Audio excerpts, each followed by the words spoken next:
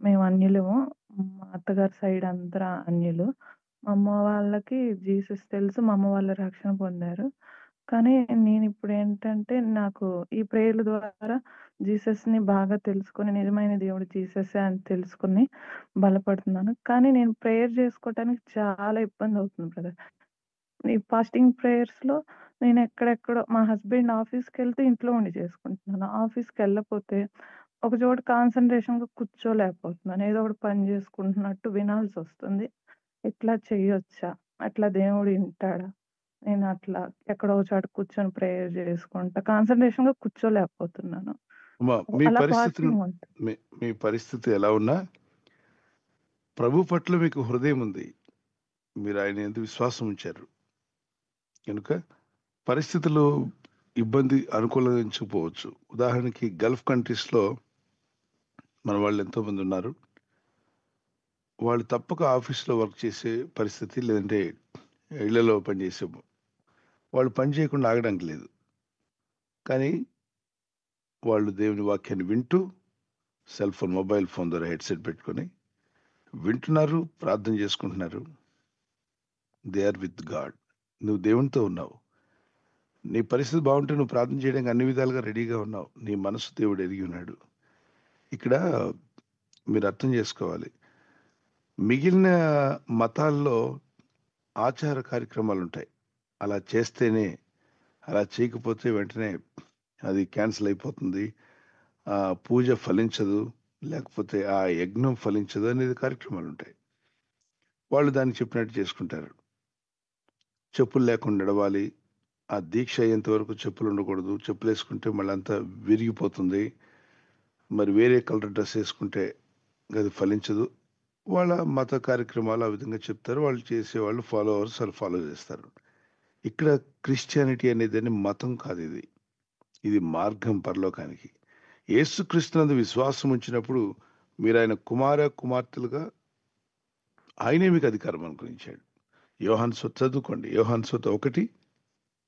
1:12 ఆయన యందు విశ్వాసం ఉంచే వారందరికీ ఆయన కుమారులుగా ఆయన అధికారం ఇచ్చాయంట. ఉదాహరణకి మీ నాన్నగారు ఉన్నారు. మీకేదో పని చెప్పారు. మీ ఇంట్లో ఉన్నారు. మీ తండ్రి గారి ఇంట్లో. సో, మీ నాన్నగారు నీ మీద ఎందుకు కోపడతారు?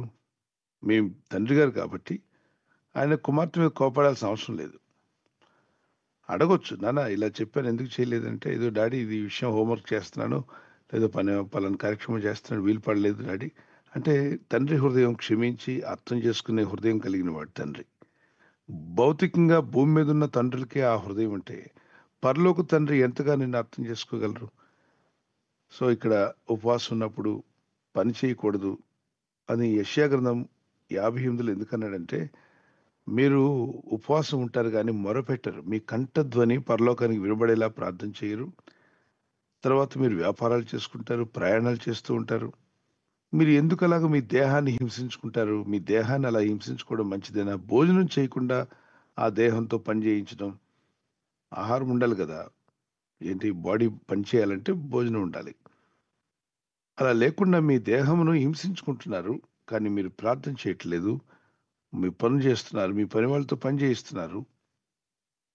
అలాంటప్పుడు మీరుండి ఫాస్టింగ్ వ్యర్థమే కదా అన్నాడు అక్కడ. అక్కడ గూడా ప్రభు is concerned about our body. మన ఫిజికల్ బాడీ దేవుడు సృష్టించాడు గనుక, ఈ దేహాన్ని హింసించొద్దంటున్నాడు. అంటే అర్థం ఏంటి? ఉపవాసం ఉన్నాను గనుక నేను ఈ 3 రోజులు డ్యూటీకి వెళ్తాను. కానీ ఏమి తినకుండా వెళ్తాను. అక్కడ అన్ని పనులు చేస్తాను. కానీ తింటే దేవునికి కోపం వస్తదేమో! కాదు, కాదు. మీరు పనిలోకి వెళ్లారా? ఉద్యోగం ఖచ్చితంగా చేయాల్సొస్తుందా? అక్కడ పరిస్థితి జాబ్ చేయకుండా మీరు ఉండే అవకాశం లేదన్నప్పుడు, మీకు సెలవు దొరకలేదు కాబట్టి, ప్రార్థన వినండి. తినినను, తినకపోయినా మన ప్రభువారమే. బ్రేక్‌ఫాస్ట్ చేసి వెళ్ళండి. లంచ్ చేసి వెళ్ళండి. రాత్రికి మీ ఓన్ టైమ్. అప్పుడు మీకు డ్యూటీ లేదు. నైట్ మీరు ఫాస్టింగ్ ఉండొచ్చు. ఓకే. పనికి వెళ్ళేవారు.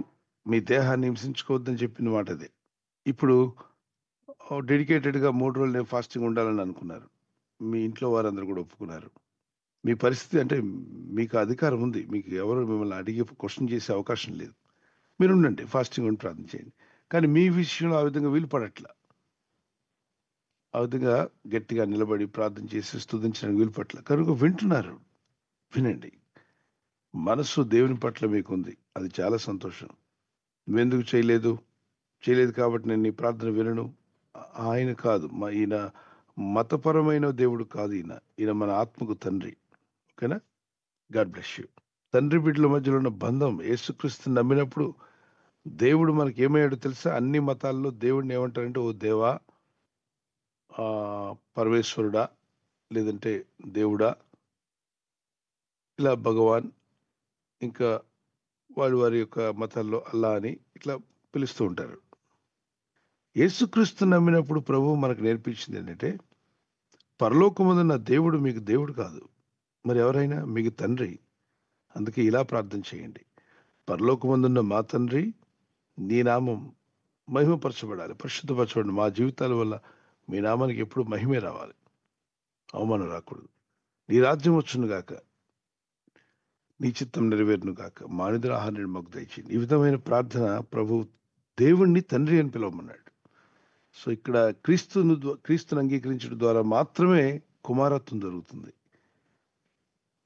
ఓకే, అంటే ఆయన ఎద్దుకు వచ్చిన ఆయన బిడ్డలని ఒక బానిసలుగానో ఒక భక్తులుగానో, మీరంతా కింద ఉండంటారు, నేను పైనే ఉంటాను, మీరంతా భక్తి జనం, మీరు పాపాత్ములు అన్నట్టుగా లేకుండా మీరు నా కుమారులు కుమార్తెలు అంటున్నాడు ప్రభు.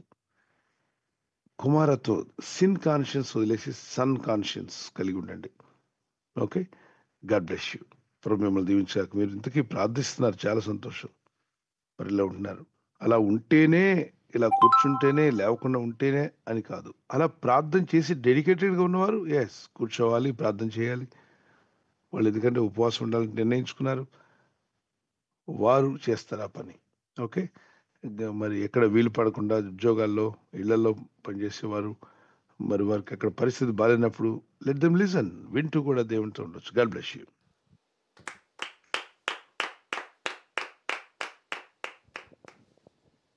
థ్యాంక్ యూ పాస్టర్ గారు. తర్వాత ప్రశ్న సిస్టర్ ఆడియో అన్మ్యూట్ చేసి మీ యొక్క ప్రశ్న నేరుగా అడగండి.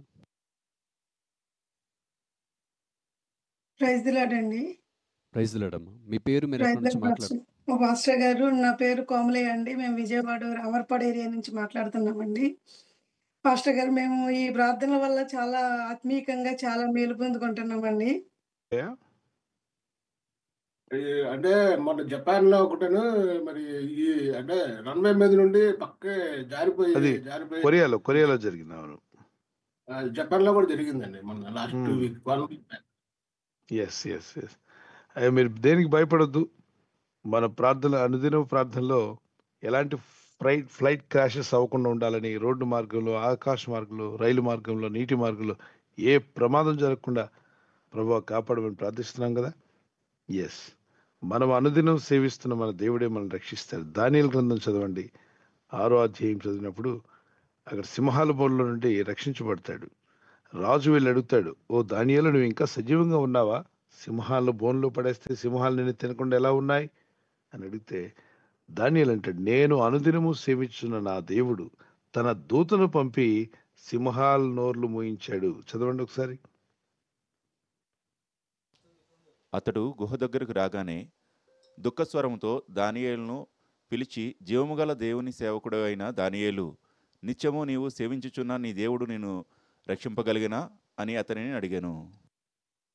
దానికి జవాబు ఏం చెప్పాడు? అందుకు దానియేలు, రాజు చిరకాలము జీవించునుగాక. నేను నా దేవుని దృష్టికి నిర్దోషినిగా కనబడుతున్న గనుక ఆయన తన దూతలను పంపించి సింహములు నాకు ఏ హానియు చేయకుండా వాటి నోళ్లు మూయించెను. రాజా, నీ దృష్టికి నేను నేరం చేసిన వాడును కాను కదా అనెను. గమనించారా? ఎంతో స్పష్టంగా వాక్యం సెలవిస్తుంది. దేవుడు తనని రక్షించాడు. ఎలా అంటే అనుదినము నేను సేవిస్తున్న దేవుడు అని. మనం అనుదినం సేవిస్తున్నాం ప్రభుని, అనుదినం ప్రార్థిస్తున్నాం. ప్రభు యొక్క కాపుదల మనకు ఉంటుంది. బహుధైర్యంగా ప్రార్థనాపూర్వకంగా సిద్ధపడండి. మీ ప్రయాణంలో దేవుని కాపుదల ఉండును గాక. ఆమేన్. కూడా నన్ను అందరూ ద్వేషించారు, అనుక్షణం తిడతారే తప్ప ఎవ్వరు కూడా నన్ను ప్రేమించారు. నేను ఎంత వర్క్ చేసినా నన్ను అస్సలు ఇష్టపడరు. అయినప్పటికీ కూడా నేను దేవుని వైపే చూస్తున్నాను. ఏ క్షణం మాత్రం నేను దేవుని విడవను. గాడ్ బ్లెస్ యు నాన్న. దేవుని యందు విశ్వాసం ఉంచావు, నీ విశ్వాసం గొప్పది. ప్రభు నీకు తోడై ఉండి నడిపించి బలపరిచి వర్ధిల్లు చేస్తాడు. లేఖనాల్లో మీరు చదివినట్లయితే తల్లిదండ్రులు లేని ఎస్తేరు చేసిన ప్రార్థన విని ఒక జాతిని దేవుడు రక్షించాడు. కనుక ఆయన యందు విశ్వాసం ఉంచిన వారు ఎవరు, వాళ్ళ బ్యాక్గ్రౌండ్ ఏంటని ప్రభు చూడ్డు. వారు చిన్నవారైనా పెద్దవారైనా, వ్యక్తిగతంగా ఒంటరిగా ఉన్నా, బాధించబడేవారుగా ఉన్నా దేవుడు గమనిస్తాడు, ఖచ్చితంగా ప్రార్థన వింటాడు. చూడండి, యోసేపు అన్నదమ్ముల చేత త్రోసివేయబడ్డాడు. 39వ అధ్యాయం, ఆదికాండం 39వ అధ్యాయం, జెన్సిస్ 39 చదువుకోవచ్చు. అధ్యాయం అంతా సొంత సహోదరుల చేత త్రోసివేయబడిన, ఒంటరివాడైపోయిన, ప్రార్థన మానల, దేవుని విడిచిపెట్టల. దేవా నీ హస్తం నాకు తోడుగా ఉండాలన్నాడు. మరి అతను ఎక్కడికి వెళ్ళినా ఫలించేడు కొమ్మగానే ఉన్నాడు, ఫలిస్తూనే ఉన్నాడు. దాన్ని చాలా మంది నెమ్మదిగా గమనించారు. అరే ఇతను మన ఇంట్లో ఉండబట్టి మనకి మేలు కలిగింది, మన పొలంలో ఉన్నప్పుడు పొలానికి మేలు కలిగింది, మన వ్యాపారంలో ఉంటే మన వ్యాపారానికి మేలు కలిగింది అని తర్వాత గుర్తించారు. అప్పుడు పోటీ పడ్డారు. ఈ వ్యక్తి యొక్క పనులు ఆ వ్యక్తి ఎంత ఇంపార్టెంట్ అని తెలుసుకున్నారు. కొన్ని శోధనలు ఎదురయ్యాయి. తాను చేయని పాపానికి అవమానం, నింద, బాధ భరించాడు. అయినా నమ్మకంగా ఉన్నాడు, ప్రార్థన చేస్తున్నాడు. దేవుడు అతన్ని గమనించి అద్భుతమైన రీతిలో ఆశీర్వదించాడు. ఇప్పుడు మీరు ఒంటరివారు అంటున్నారు కదా, మిమ్మల్ని 1000 మందిగా చేస్తాడు. అంటే అర్థం, మీ చుట్టూ మీకు విరోధంగా ఉండి కూడా మిమ్మల్ని అర్థం చేసుకోలేని వారు కూడా మీ దగ్గర ప్రార్థన చేయించుకునే రోజు రాబోతుంది. దేవుడు నిన్ను బలపరిచి, నీ విశ్వాసం ద్వారా నిన్ను స్థిరపరిచి, నీ యొద్ద అనేక మంది అడిగి నాకు ప్రార్థన చేయమ్మా, నేను కూడా ప్రభుని నమ్ముకుంటాను, నీ ప్రభువే నా ప్రభుగా ఉండాలని అనేకులు దేవుని వెలుగులోనికి రావాలని ప్రార్థన చేసుకోండి. దేవుడు ఆ కార్యం చేస్తాడు. మిమ్మల్ని వర్ధిల్ల చేయనుగాక. మీ ఇంటి వారందరూ రక్షణలోకి రావాలని నా ప్రార్థన. Okay, God bless you. ధైర్యంగా ఉండండి. You are not alone. నువ్వు ఎప్పుడు ఒంటరి కావు. దేవుడు నీకు తోడై ఉన్నాడు. యెహోషువ 1:9 చదవండి. నిన్ను విడువడు, ఎడబాయుడు. God bless you. మీరు ఒకసారి చెప్పారు, ఇప్పుడు వచ్చే మనకి ఇంతవరకు వాటర్ సునామీ మనం చూసాం, కానీ వచ్చేది సూర్య సునామీ మనం ఎక్కువ మంది చూస్తాం అన్నారు కదండి. మరి కాలిఫోర్నియాలోని ఇలాగా కార్చిచ్చు జరిగినప్పుడు ఒక దగ్గర ఆకాశం నుండి అగ్ని పడడం కూడా వాడు చూపించాడండి. ఇదేదైనా మనం సూర్య సునామీగా అనొచ్చు అంటారా అనేసి చిన్న డౌట్ వచ్చిందండి. లేదమ్మా, ఆ విధంగా అనడానికి లేదు.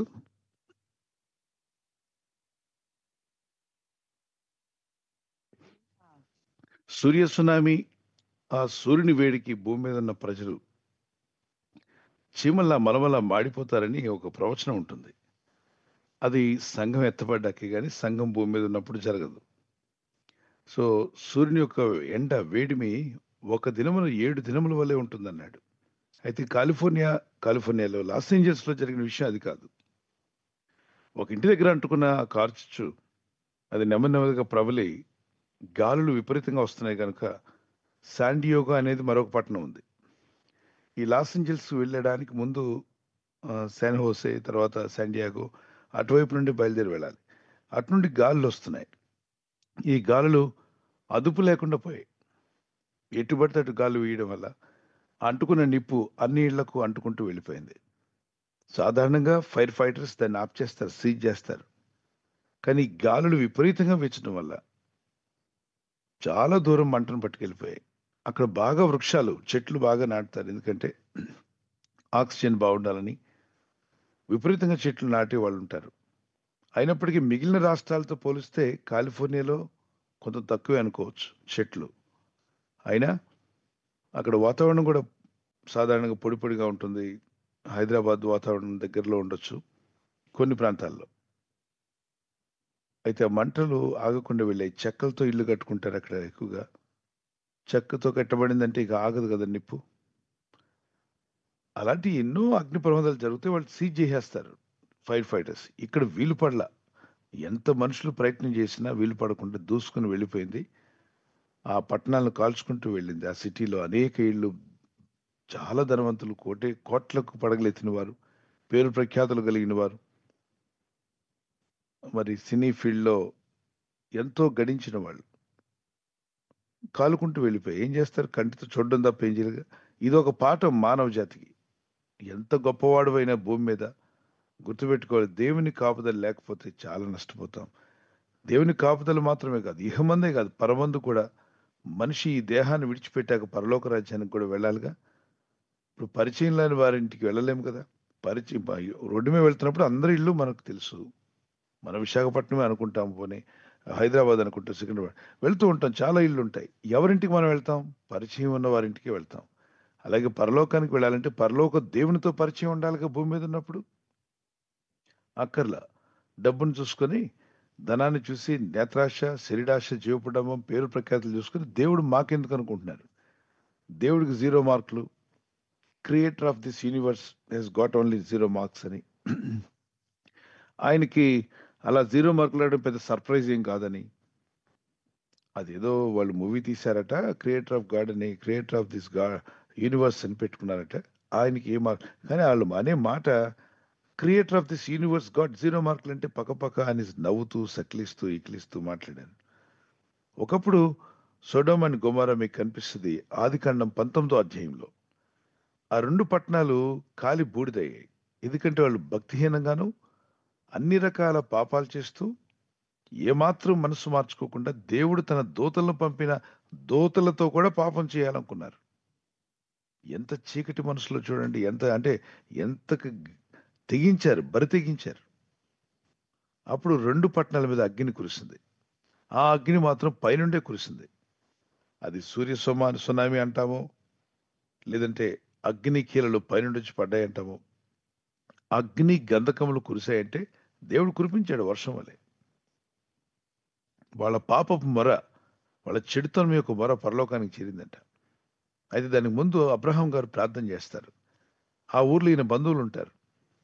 దేవుడు అంటాడు, ముచ్చటిస్తాడు, భక్తులతో ముందుగానే చెప్తుంటాడు దేవుడు.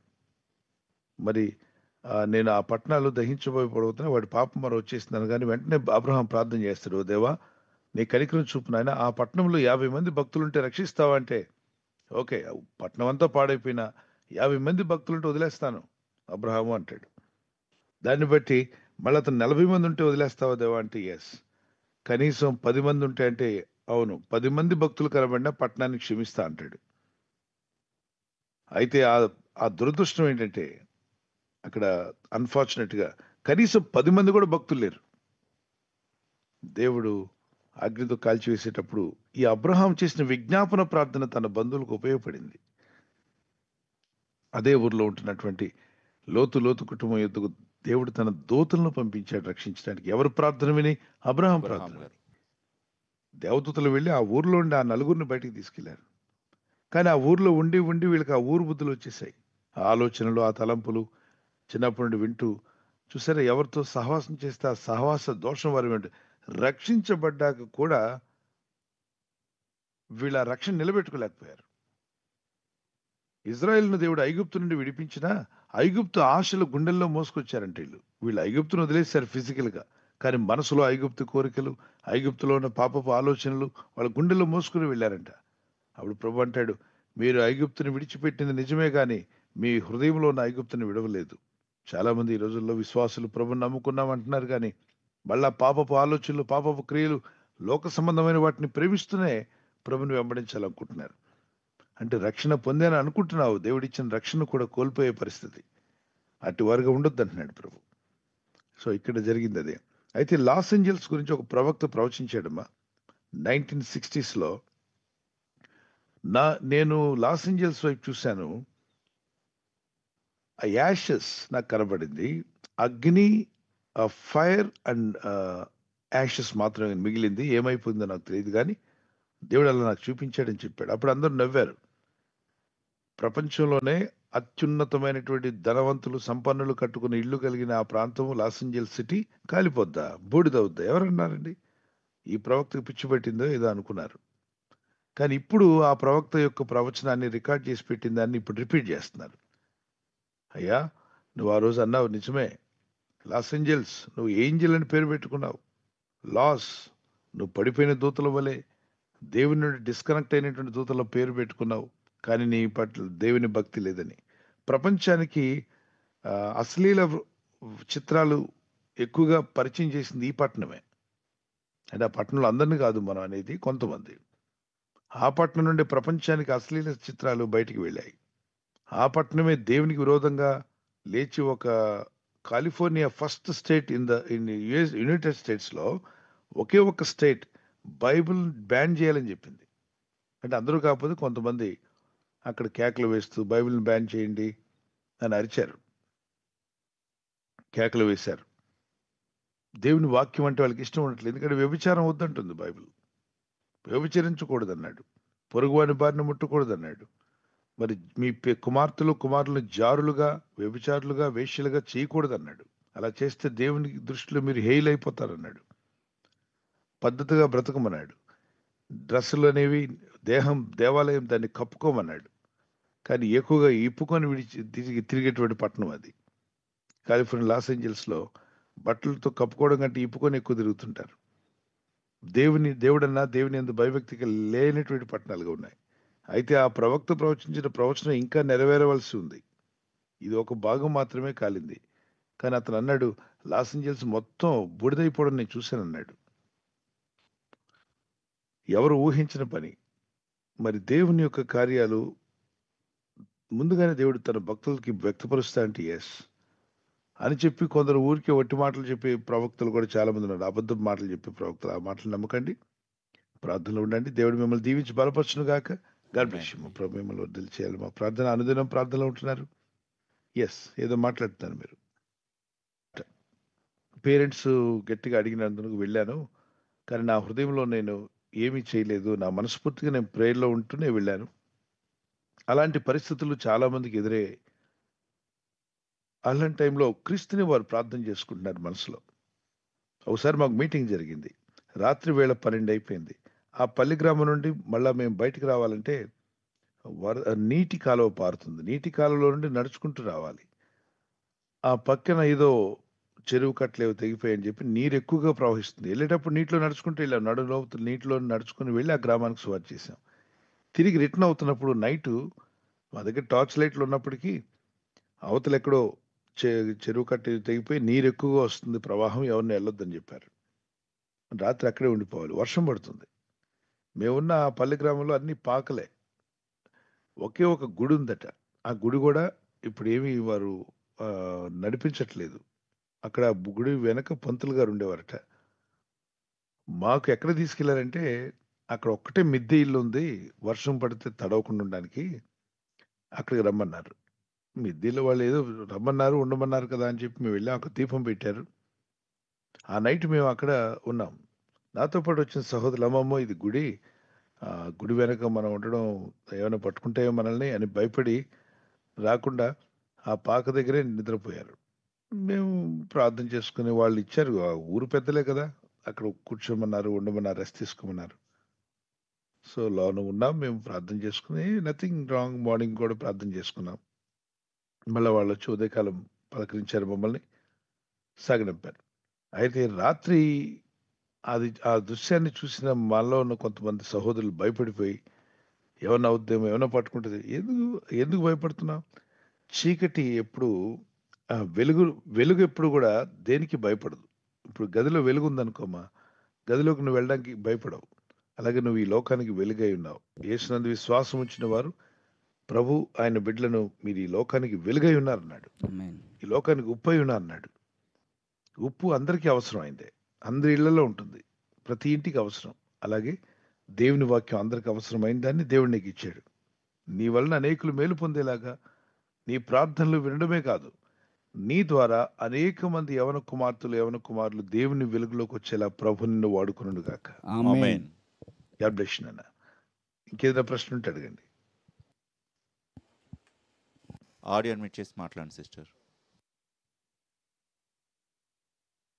నేను అంటే కాలేజ్లో ప్రమోషనల్ యాక్టివిటీస్ అన్ని చేస్తుంటారు పాస్టర్ గారు. ఇంకా యూట్యూబ్లో ఫిట్నెస్ ఛానల్ క్రియేట్ చేద్దాం అనుకుంటున్నాను. దాని విషయం ఏదైనా తప్పు ఏమైనా ఉందా అని అడుగుతున్నా పాస్టర్ గారు. Nothing wrong. ఎందుకంటే ఇప్పుడు ఫిజికల్గా అందరూ కూడా ఆరోగ్యంగా ఉండాలని ఆశపడతారు. మానవ దేహం ఎవరిచ్చారు? దేవుడే కదా ఇచ్చాడు. ఆ దేహాన్ని సరిగా పెట్టుకోండి, సరైన ఆహారం తీసుకోండి, సరైన విధంలో ఉండమని చెప్పి మీలాంటి యవనస్తురాలు అనేక మందికి నువ్వు పెట్టబోయే ఛానల్ అది ఎంతో ఉపయోగకరంగా ఉండాలని. May God bless you with a good beginning. నీవు ఆత్మజ్ఞానంతో ఆ నాలెడ్జ్ అంతా సేకరించి మీరు పాటిస్తూ మీరు ఇతరులకు నేర్పిస్తున్నప్పుడు ప్రాక్టికల్గా కూడా ఉంటుంది. It will be appreciable. God bless you. Go ahead.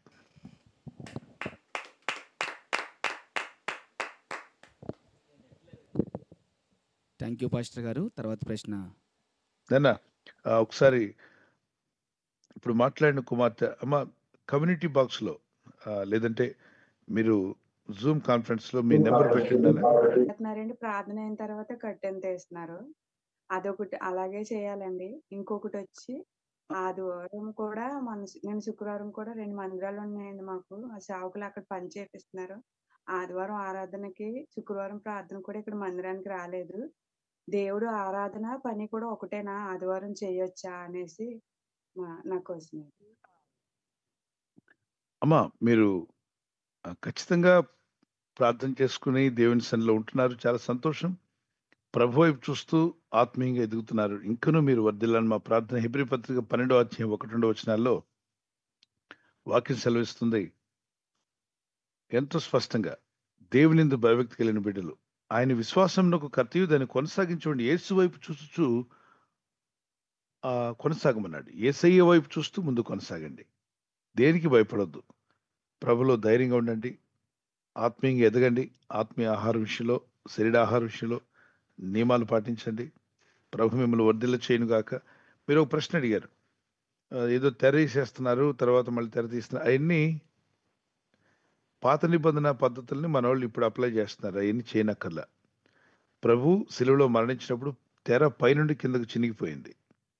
Okay, తెర వేయడం, తెర తీయడం. ఇప్పుడు ఇళ్లలో దేవుడి గుడిని పెట్టుకుంటారు, అంటే దేవుడి గదని. దానికి ఒక కట్టెన ఉంటుంది. వాళ్ళు లోపల కార్యక్రమాలు చేశాక బయటకు వచ్చి కట్టెన వేసేస్తారు. మన దేవుడు ఆ విధంగా చెప్పలా. దేవుని వాక్యం చెప్తున్నాడు, నీ హృదయమే దేవాలయం అన్నాడు. ఈ హృదయంలో దేవుడిని కలిగిన విశ్వాసులందరూ ఒక గ్యాదర్ అవ్వడానికి ఒక ఫెలోషిప్ హాల్, ఒక ప్రేయర్ హాల్ లేదా చర్చ్ భవనం. చర్చ్ అంటే అది చర్చ్ భవన్, బిల్డింగ్ని చర్చ్ అనకూడదు. భక్తులందరూ అక్కడ చేరారనుకోండి, భక్తులనే చర్చ్ అన్నారు. యేసుక్రీస్తునందు విశ్వాసం ఉంచిన విశ్వాసులు, రక్షించబడిన వారు, ప్రత్యేకించబడిన వారు ఎక్లీషియా, చర్చ్ అని పిలువబడ్డారు. కనుక చర్చ్ అనేటువంటిది భవనం కాదు. మరి వీళ్ళు ఇక్కడ కట్టెన వేయడం, కట్టెన తీయడం, ఇదంతా అయోమయం అయి ఉండొచ్చు, వాక్యాలు సరిగా అర్థం కాకపోయి ఉండొచ్చు, లేదా వాళ్ళు సొంత ఆలోచనలతో చేసే పనులు. చాలా మంది, చాలా సంఘాల్లో, చాలా సంస్థలు ఇలాంటి కార్యక్రమాలు చాలా చేసుకుంటున్నారు.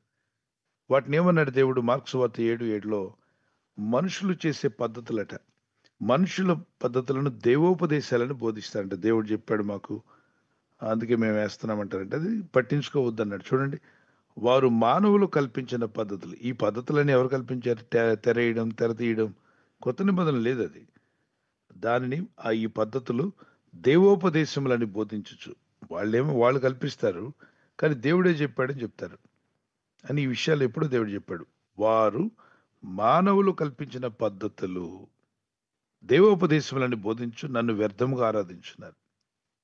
కనుక ఒక ఆయన మందసం చేస్తాడు, మందసం చుట్టూ తిరిగి రమ్మంటాడు.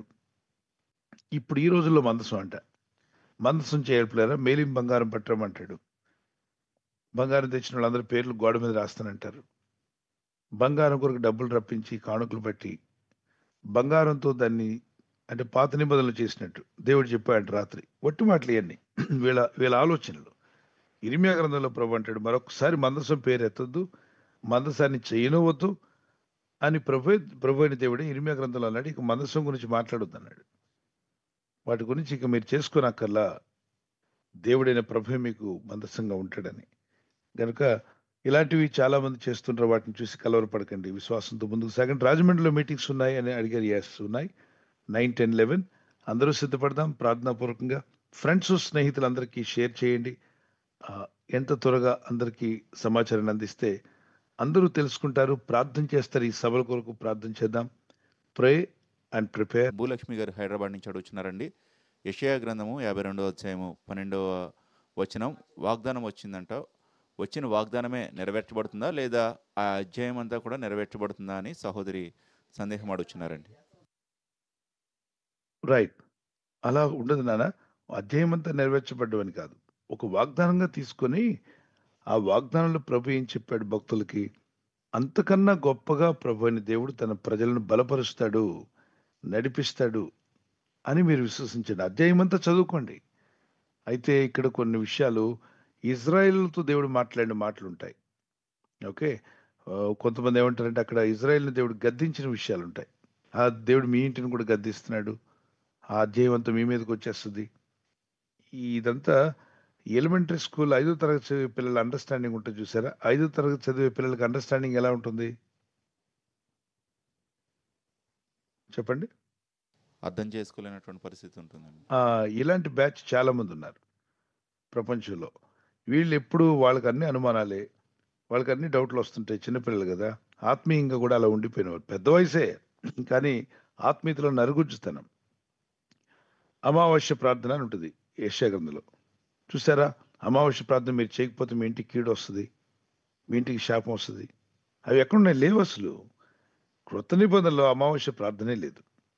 ప్రతిదినము ప్రభు ఇచ్చాడు. అనుదినం స్తుతించొచ్చు. అనుదినం ప్రార్థన చేయొచ్చు అని స్పష్టంగా ఉంటే, వీళ్ళు దాన్ని పాత నిబంధనల వాక్యాలు తీసుకొచ్చి మనకు అప్లై చేయడానికి ప్రయత్నం చేస్తారు. కంగారు పడొద్దు, కలవరపడొద్దు. వాగ్దానం వచ్చిందా? ప్రభు ఆ విషయంలో మేలు చేస్తారన్నది అది పట్టుకోండి. ఆయన మేలు చేసే దేవుడే. యథార్థవంతులకు ఏ మేలు చేయక మానడు ఆయన. ఓకేమా? ప్రభు కృప మీకు తోడే ఉండుగాక. God bless you.